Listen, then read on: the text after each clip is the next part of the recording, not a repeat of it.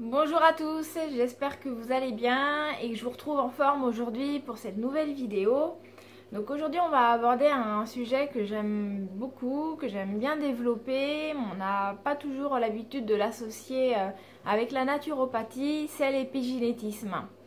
Alors pourquoi l'épigénétisme? Parce qu'en fait c'est vraiment une nouvelle forme de considérer la vie, notre génome humain et parce que ça peut vraiment être appliqué dans le cadre de la santé naturelle comme de la médecine conventionnée.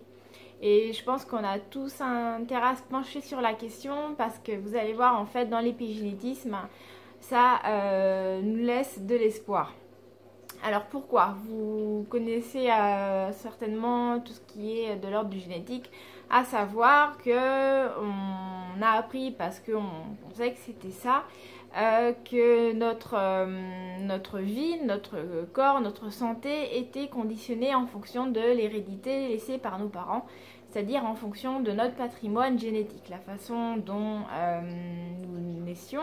Ça avait une empreinte bien sûr, et puis on était comme ça, point. C'est-à-dire qu'on naissait avec des caractéristiques physiques, mais ces caractéristiques physiques, comme par exemple d'avoir les cheveux bruns, blonds ou roux, c'était quelque chose qui était immuable, donc ça c'est le cas, mais c'est également la même chose au sein vraiment de l'ensemble de notre ADN. Et que donc, eh bien, si on avait, je sais pas moi, des problèmes d'arthrose, parce que nos parents ont des problèmes d'arthrose, on ne pouvait rien y changer. Voilà. Donc il y avait un côté fataliste là-dedans, ce qui est assez triste finalement, parce que quand c'est en bien, bon bah c'est génial. Quand c'est en moins bien, on pouvait rien y changer.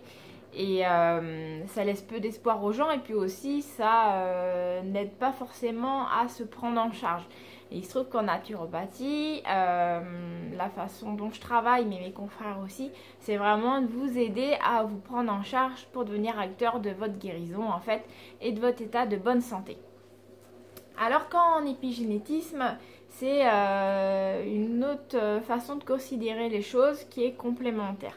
Alors épigénétisme, ça veut dire au-dessus des gènes ou en plus des gènes. En fait, les chercheurs ils se sont rendus compte que la façon dont la vie se déroule autour de nous, depuis la conception jusque là au point aujourd'hui où vous en êtes, influence vos gènes et donc les marque également pour votre descendance. De la même façon, ce qui s'est passé dans le vécu de vos parents ou de vos arrière-grands-parents ont marqué leurs gènes et façonnent aussi l'être que vous êtes actuellement. Ça veut dire cette idée qu'il n'y a rien qui n'est figé, rien qui n'est gravé et rien qui n'est immuable. Et donc vous pouvez tout modifier. Donc vous pouvez le modifier en bien et en pas bien. Il y a une forme de cercle vicieux, de cercle vertueux dans l'épigénétisme. Mais je pense que le mieux pour que vous saisissiez bien, c'est que je vous donne quelques exemples. Par exemple, un enfant qui aurait été conçu et peu de temps après sa conception, eh bien, sa mère va connaître un grand stress. Par exemple, il peut y avoir un deuil ou il peut y avoir un événement climatique très important. Hein, je parle d'un cataclysme, d'un cyclone par exemple, qui va être traumatisant. Eh bien, ça va générer un stress chez cette femme-là, bien entendu, et ce stress va se marquer sur le fœtus. C'est-à-dire que le bébé, quand il va naître, il va déjà être sur un terrain stressé, angoissé. Donc ça, c'est un point assez précis. Ce que certaines études ont montré aussi, par exemple, c'est que si dans vos ancêtres, vos grands-parents ou plus, il y a eu beaucoup d'abondance au niveau de la nourriture, vous serez plus enclin à développer là des pathologies en lien avec une suralimentation, comme par exemple des maladies cardiovasculaires ou du diabète et du surpoids. À l'inverse, des familles qui ont été plus enclins à un manque de nourriture, à la prévention, eh bien la privation quelque part pour le corps ça a du bon, puisque du coup ça favorise pas ce genre de maladie là, donc ce qu'on appelle les maladies de civilisation, et vous êtes moins disposé à ces maladies là dans votre vie actuelle. Alors bien sûr évidemment si vous faites n'importe quoi au niveau alimentation ça va influencer, mais c'est une forme de marque en fait qui est transmise à nos descendants. Mais ça veut dire aussi que tout est modulable, c'est-à-dire que si vous, là, actuellement, vous prêtez attention à votre mode de vie, et je vais vous dire après quels sont les 5 points sur lesquels il faut vraiment prêter attention, eh bien, vous allez transmettre ça à vos descendants, à vos enfants, mais aussi à vos petits-enfants. C'est pour ça que c'est aussi important de prendre soin de soi. On ne fait pas juste prendre soin de soi, on prend soin également de notre descendance. Donc quelque part je trouve qu'on a un peu comme un devoir envers sa lignée. Après bien entendu chacun le voit et l'interagit à sa façon. Mais c'est comme ça qu'on s'est rendu compte par exemple que certaines personnes où il y avait des antécédents addicts au sucre, vous aviez plus de chances vous-même d'être addict au sucre. C'est-à-dire que si vos parents le sont, il y a de fortes chances que vous soyez vous-même aussi. Mais si vous arrivez à vous sevrer de cette addiction, il y a de fortes chances que vos enfants et vos petits-enfants ressentent moins la nécessité de consommer du sucre. Donc ce qui est quand même très intéressant.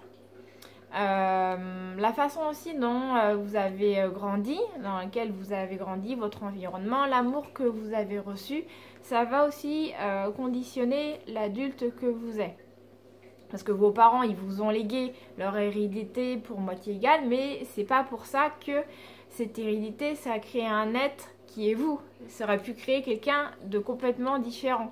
Et qu'est-ce qui fait que dans deux patrimoines génétiques identiques, on a deux êtres complètement différents au final?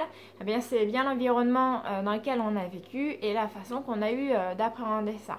Donc si vous avez reçu beaucoup d'amour dans votre enfance, il y a plus de chances que vous soyez enclin à donner de l'amour aux autres. Après, à l'inverse, ça peut créer un phénomène de surprotection. Si trop d'amour, la personne elle peut se renfermer par rapport à l'amour des autres. De la même façon, des personnes qui ont été privées d'amour enfant, c'est pas pour ça qu'elles ne vont pas donner d'amour adulte. Au contraire, elles peuvent avoir envie de surcompenser ça et de donner plus comme adulte qu'est-ce qu'elles n'ont reçu enfant.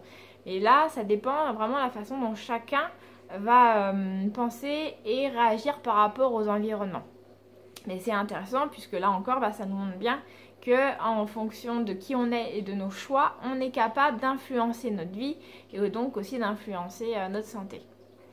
Donc par rapport aux 5 points auxquels il faut prêter attention pour obtenir un marqueur favorable sur nos gènes, donc pour nos descendants, sur notre santé et notre bien-être général, ça reprend un petit peu les recommandations que j'ai déjà pu vous donner en naturopathie. Alors à commencer d'abord, c'est l'alimentation.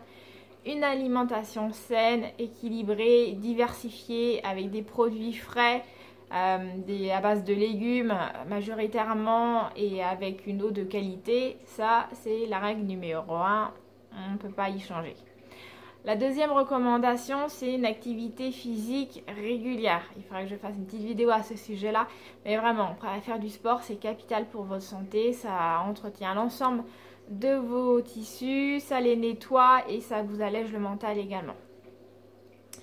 Une des troisièmes recommandations, c'est d'apprendre à gérer son stress.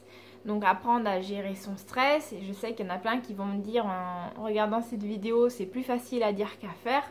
Oui, parce qu'on a toujours du stress autour de nous, et oui aussi, mais ça dépend de la façon dont vous voyez les choses. Si vous avez décidé de ne pas vous laisser impacter par les événements, vous y arriverez bien mieux que quelqu'un qui se placera en victime par rapport aux événements. Voilà, ça c'est une règle de base.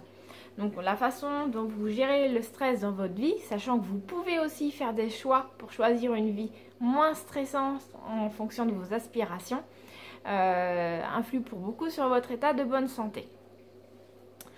Quatrième point, c'est un travail épanouissant, puisque si vous avez une activité où vous vous épanouissez, la vie vous sera beaucoup plus facile. Et quand on a un but dans la vie, qu'on est tiré par quelque chose, qu'on est moteur, on est forcément plus en bonne santé. Vous avez bien dû le remarquer, que ce soit pour une passion ou un loisir ou dans votre travail, dès que vous faites quelque chose avec plaisir, vous le faites avec facilité, ça vous enlève du stress et c'est moteur et c'est positif. Et je suis sûre que vous vous en sentez beaucoup plus en forme dans ces moments-là. Et puis le 5e point important, c'est de conserver un tissu social, un réseau social de qualité. Par réseau social, là je pense pas forcément aux grands réseaux YouTube, Facebook, Instagram, LinkedIn, etc. Non, je parle vraiment des gens physiquement qui sont avec vous, qui sont autour de vous. Et le conseil à faire, si vous voulez un environnement social de qualité, choisissez également les gens qui vous entourent avec attention.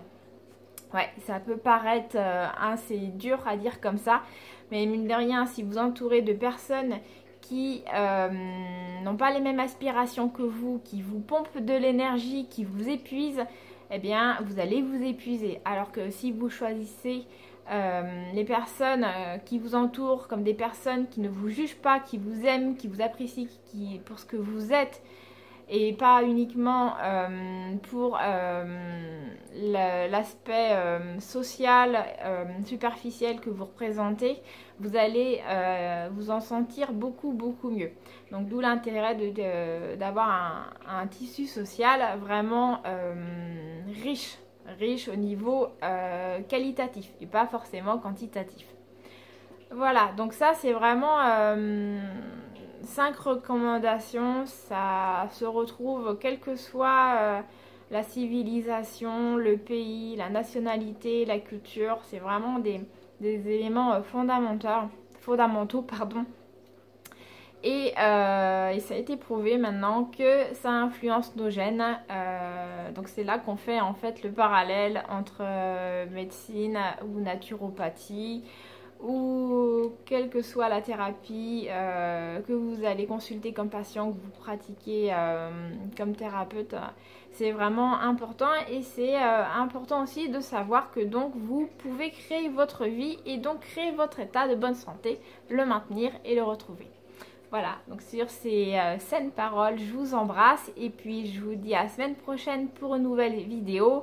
Likez, partagez, commentez et abonnez-vous pour rester au courant des dernières nouveautés. À très bientôt.